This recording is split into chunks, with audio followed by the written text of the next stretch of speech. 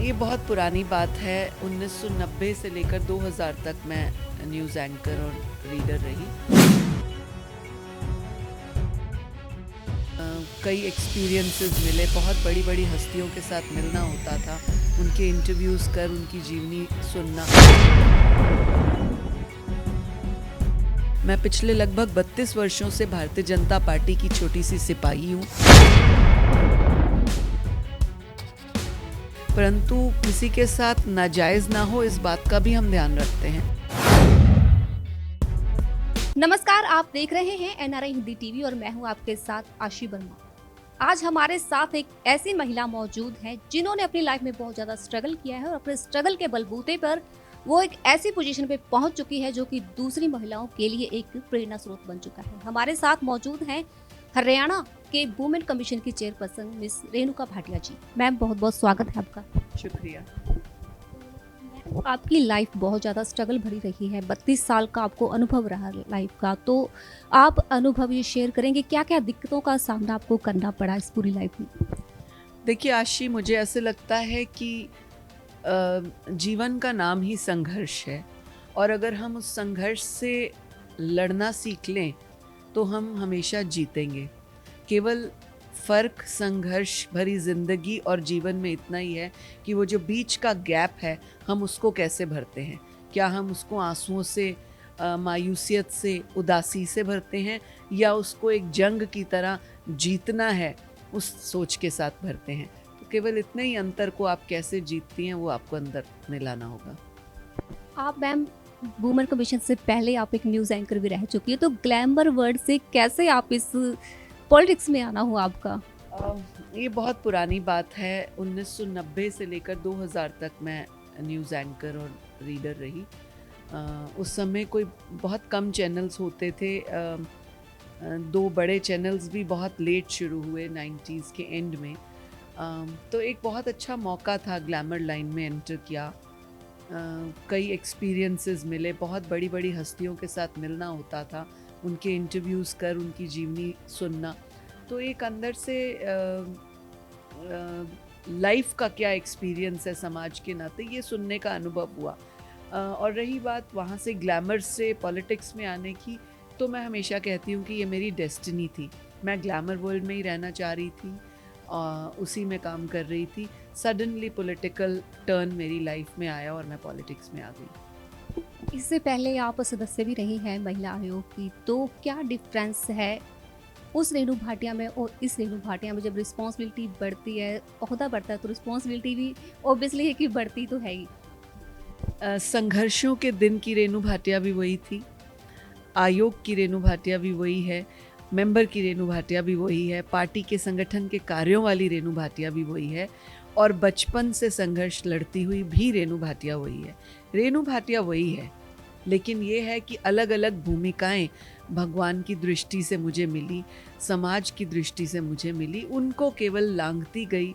परमात्मा ने भी हिम्मत दी, ज़माने ने बहुत कुछ सिखाया, और जैसे जैसे मौका मिला उस संघर्ष से लड़ते हुए, रास्ते बनाते हुए, ढूंढते हुए आज इस जगह तक पहुंची। मैं सबसे पहले परमात्मा का, और फिर अपने प्रदेश के माननीय यशस्वी मुख्यमंत्री जी का, अपने प्रदेश के अध्यक्ष जी का, संगठन महामंत्री जी का, अपने क्षेत्र के मंत्री एमपी साहब का, सबका धन्यवाद करती हूँ, जिन्होंने मुझ पर विश्वास जगाया, मुझ पर विश्वास किया कि मैं इस कार्य को कर सकती हूँ। और मैं यही बात कहूँगी कि जब आपको परमात्मा किसी ओहदे पर बिठाता है, कोई मौका देता है, तो आपको चूकना नहीं चाहिए वहाँ पर कार्य करने से। ईमानदारी से अपने उस कार्य को आपको निभाना चाहिए। जी, एक बात मैं और कहना चाहूँगी, जब आपको वुमेन कमीशन का चेयरपर्सन बनाया गया, तो दूसरे दिन आप एक्शन में नज़र आई थी। ये आपकी इंटरव्यू भी बहुत चली, आप बहुत ज़्यादा मतलब एक फेमस पॉपुलैरिटी आपको मिली है उस वजह से। तो आप क्या कहना चाहेंगी कि कहीं न कहीं आपको कोई लग रहा था, कहीं न कहीं कोई गड़बड़ चल रही है, आपने अधिकारियों से मुलाकातें भी की हैं, दूसरे दिन मीटिंग रखी थी? देखिए, ये एक औपचारिक मुलाकात थी, गड़बड़ या इस तरह की कोई बात मैं सोचती नहीं हूँ। मैं एक पॉजिटिव वुमेन हूँ और नेगेटिविटी की ओर मैं ध्यान भी नहीं देना चाहती।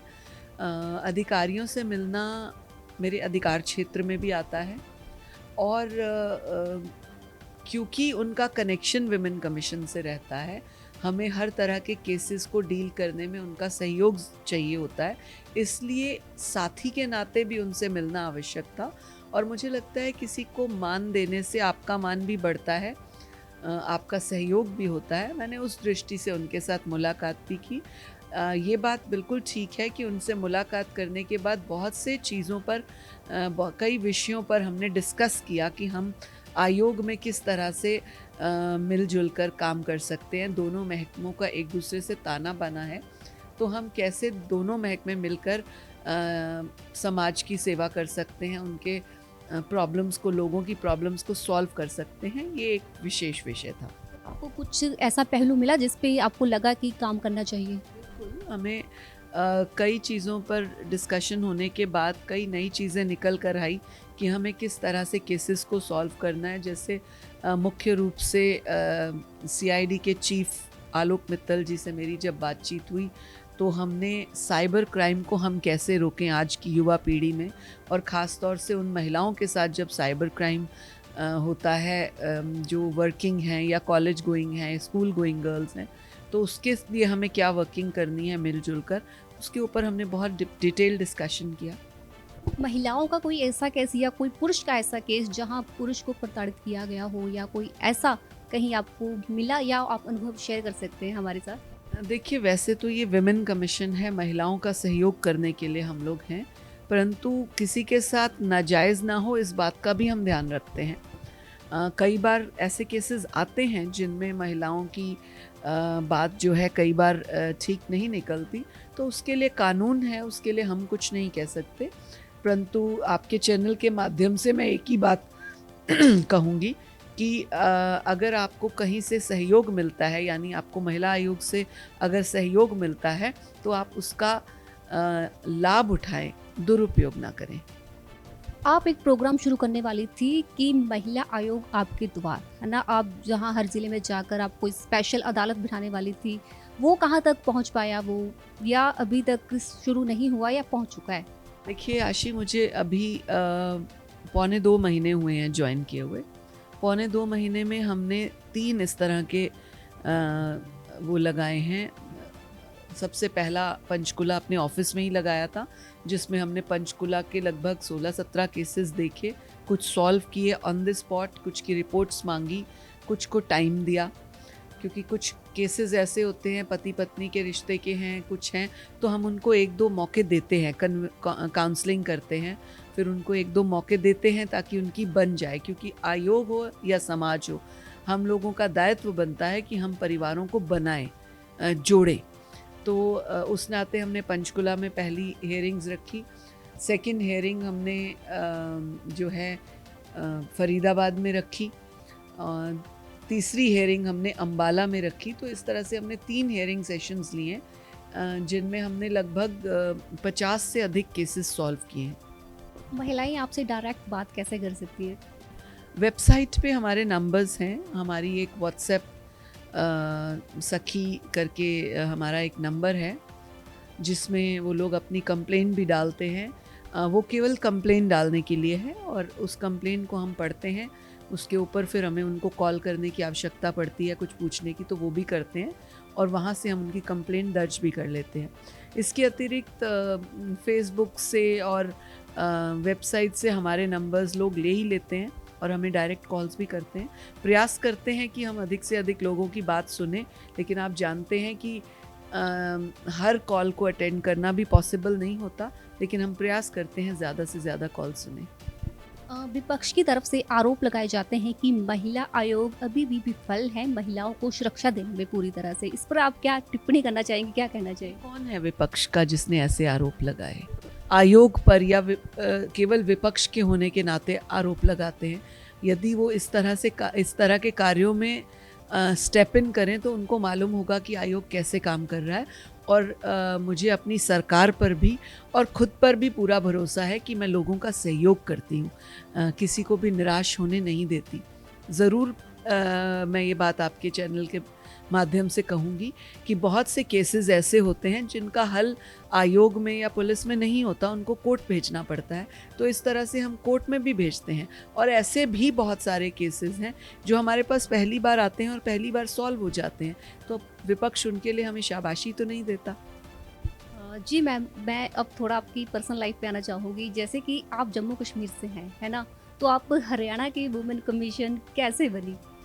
मैं जम्मू कश्मीर की बेटी हूँ और मेरा विवाह हरियाणा में हुआ, तो इस नाते जम्मू कश्मीर मेरी जन्मभूमि है और हरियाणा कर्मभूमि।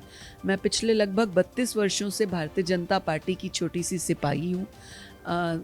विभिन्न दायित्वों पर काम करते हुए आज मैं महिला आयोग के इस दायित्व तक पहुँची हूँ। तो मुझे गर्व है कि मैं हरियाणा की एक ऐसी बहू हूँ जो इस कमीशन को आज संभाल रही है, और मैं प्रयास करूंगी कि मैं सरकार को और यहाँ के लोगों को निराश ना करूं।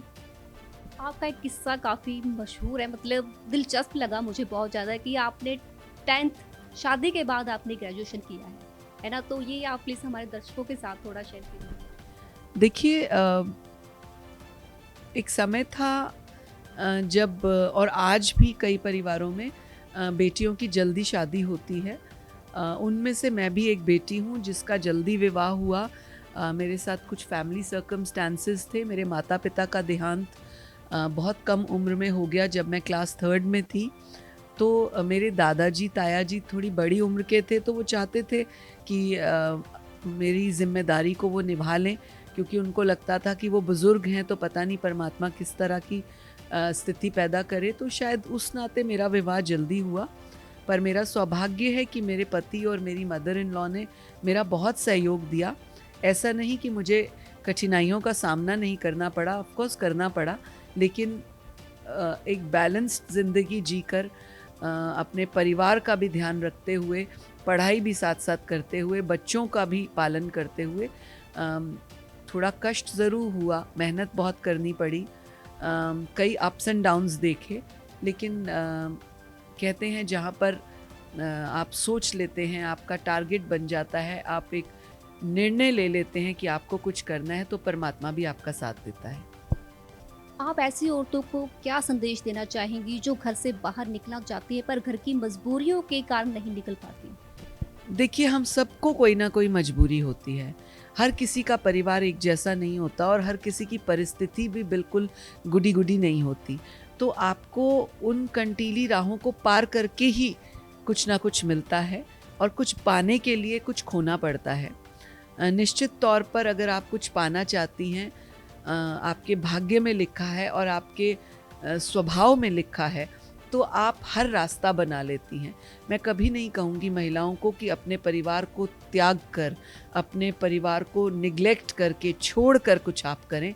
उनको साथ लेकर, कॉन्फिडेंस में लेकर, उनके साथ मिलकर अगर आप काम करेंगी, तो मुझे लगता है वो सफ़र भी बहुत खूबसूरत होगा और वो तरक्की भी बहुत खूबसूरत होगी। भारत के लोगों के लिए कोई संदेश देना चाहेंगे आप? केवल एक ही संदेश सब बेटियों के लिए कि आप कर सकती हैं, आपको करना चाहिए और आप करेंगी। इस सोच के साथ आप आगे बढ़ें, और हर एक को एक ही संदेश ये देना चाहती हूँ, बेटी पढ़ाओ, बेटी बचाओ, और बेटियों को आगे बढ़ाओ, बेटियों को मजबूत बनाओ। मैम, आपका बहुत बहुत धन्यवाद, आपने जो हमें अपने ये कीमती समय दिया। तो ये थे हमारे साथ हरियाणा वुमेन कमीशन की चेयरपर्सन रेणु भाटिया जी, जिन्होंने अपनी ज़िंदगी का अनुभव हमारे साथ शेयर किया, और ये बहुत अच्छा काम कर रही हैं महिलाओं के लिए, हर उनके दुख सुख में काम आती हैं। अगर किसी भी महिला को कोई भी प्रॉब्लम है तो वो हमें कमेंट बॉक्स में अपना कमेंट करके छोड़े, हम डायरेक्ट आपकी बात उनसे करवा देंगे। कैमरामैन पंकज बत्रा के साथ मैं आशी वर्मा, NRI हिंदी TV।